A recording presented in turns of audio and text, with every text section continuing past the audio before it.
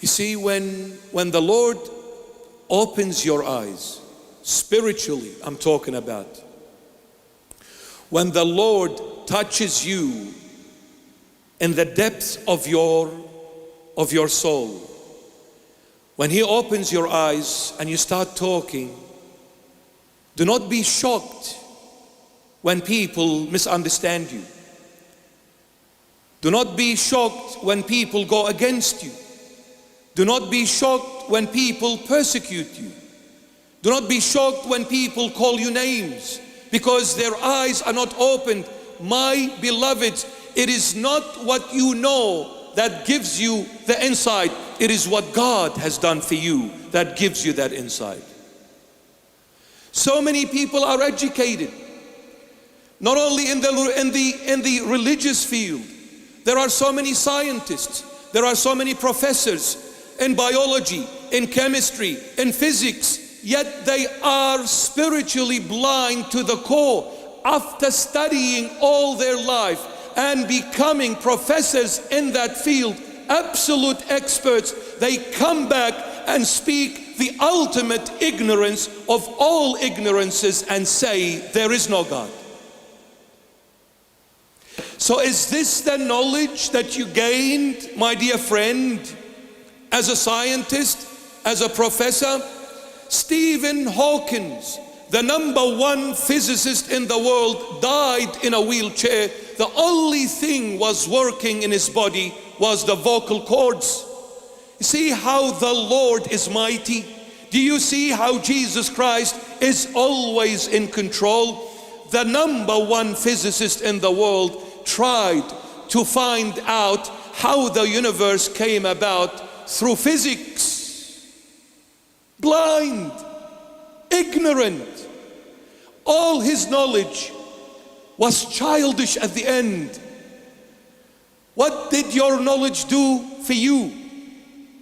Placed you in a wheelchair, only vocal cords. Nothing moves in his body, nothing. And he died still trying to discover through physics how this universe came about. And he said while he was living in the flesh, I will do everything in my power to find out through physics how this universe came about. I will find and discover it, my dear friends. He rotted in the grave and he will never find out. But now I'm sure he did. Because when he crossed to the other side, he said, how blind I was, Lord, all my life. I denied your existence, but now, which is too late, I found out it is God who created the universe, not a physics formula. But I can promise you, sir, the devil has been at work, and to try and picture this time as being the most evil is ridiculous. You know what I'm real grateful for? 1, 2, 3, and 4. Well, they're okay now. Yeah, what happened to their forefathers and foremothers 250 years ago? They were enslaved, right here.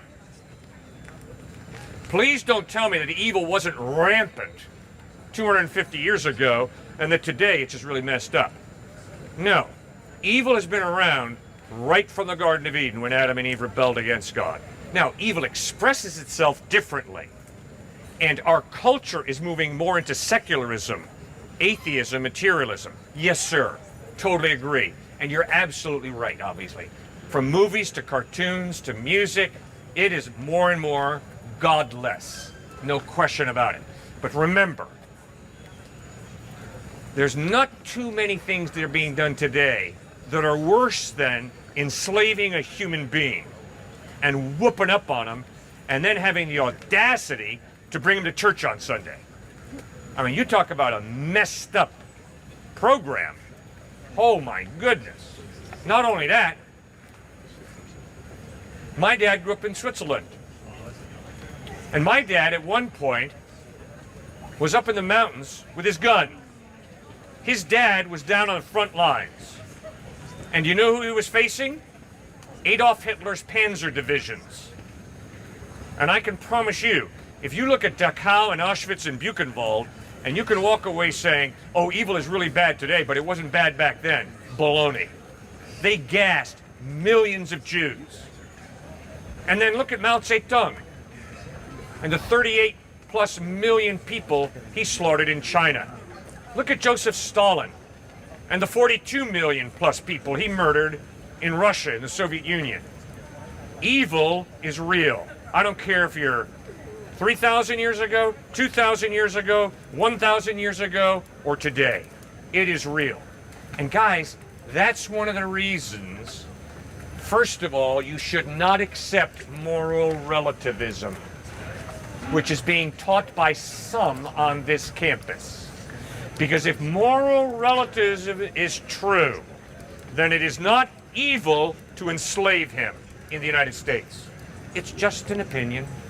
It's just a cultural decision. Baloney. Dr. Martin Luther King understood all too well when he wrote the letter from the Birmingham jail, I don't really give a rip what this great state of Alabama has decreed. There's a law above the law of the great state of Alabama, and according to that law, segregation is demeaning, it's dehumanizing, it's wrong. And who did he have to argue with? The white ministers of Birmingham, Alabama. How embarrassing. So just remember, evil is real, and don't buy into this crock. Oh, it's all relative, bud.